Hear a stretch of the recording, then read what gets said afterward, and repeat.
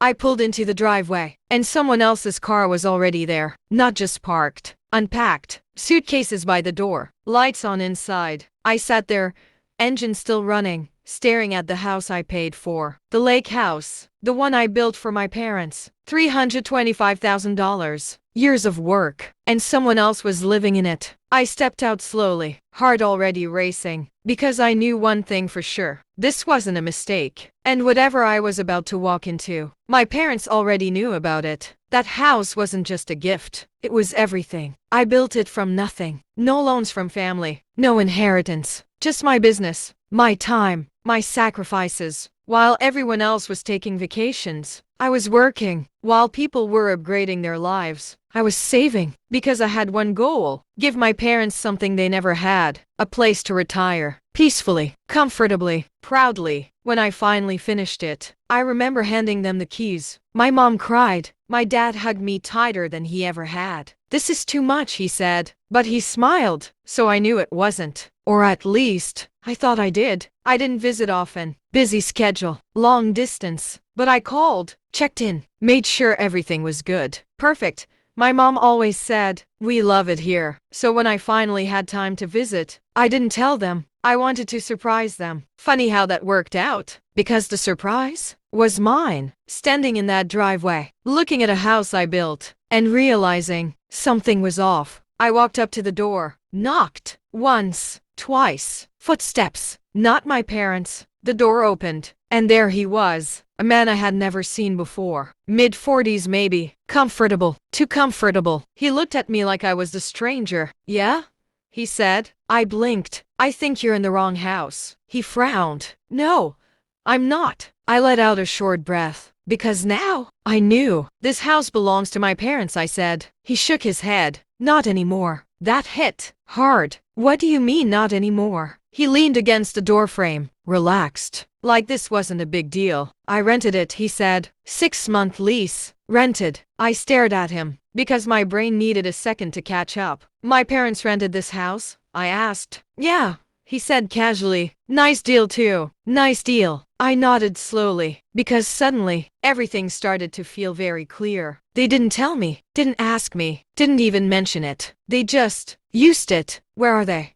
I asked. "Don't know," he said. "They said they'd be gone a while." Gone. I stepped back from the door, heart steady now. Not shocked anymore. Not confused. Just done. Because in that moment, I realized something. This was never about the house. This was about what they thought they could do with something I gave them, and what they thought I wouldn't question. I pulled out my phone, scrolled, found the contact. Because if they thought I was just going to stand there and accept this, they didn't know me at all. And I was about to make that very clear. I didn't argue with the guy, didn't raise my voice, didn't make a scene, because this wasn't his fault. He paid for a place. He thought it was legit. So I stepped back, pulled out my phone, and called my dad. He answered on the third ring. Casual. "Hey, why is there a stranger living in the lake house?" I asked. No greeting, no build-up, just truth. Silence. Then, "Oh, you're there." That was his response. Not confusion, not concern, just inconvenience. "Yeah,"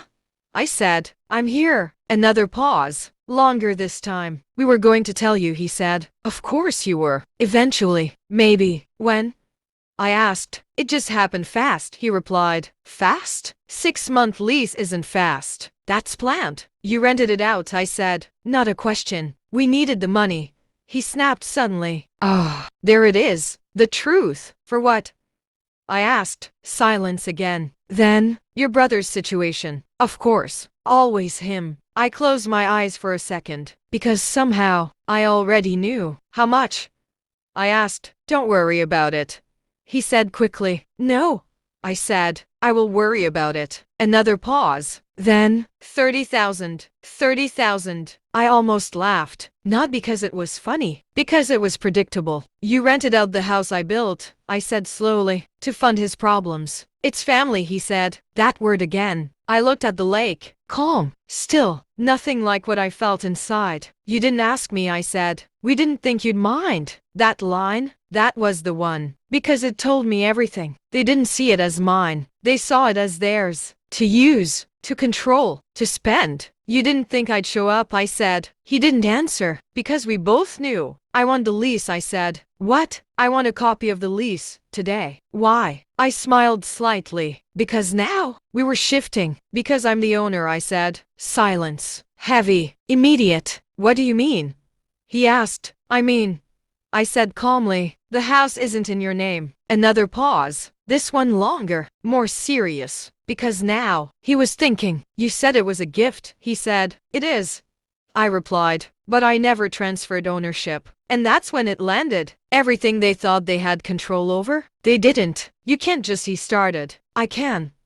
I cut in. Because legally, you had no right to rent it. Silence. Again. But this time, different. Now it wasn't confidence. It was realization. What are you going to do? He asked. I looked back at the house, at the man inside, at the situation they created. I'm going to fix it, I said. That afternoon, I called a lawyer, sent the documents, ownership papers, everything. The lease? Invalid. Completely. Not because the tenant did anything wrong, but because my parents didn't have the authority to sign it. So I did the only fair thing. I went back to the house, knocked again. The man opened the door, same confused look. I'm sorry, I said. None of this is your fault. I explained everything. Clear, simple, honest. He wasn't angry, just frustrated. Understandably. I'll give you time, I said, and I'll cover your relocation costs. Because this wasn't about punishing him. It was about correcting what never should have happened. Within a week, he was gone. The house, empty again. Quiet, like it was supposed to be. My parents called, angry, defensive, then apologetic. Too late. Because once you show someone that you'll use what they built without respect, you don't get to go back. I didn't take the house away from them, but I changed everything. New rules, legal agreements, clear boundaries. Because this time, it wasn't just a gift. It was mine. Funny thing is, I built that house to give them peace. But all it really did was show me exactly who they were. So tell me, would you have handled it the same way? Or done something different?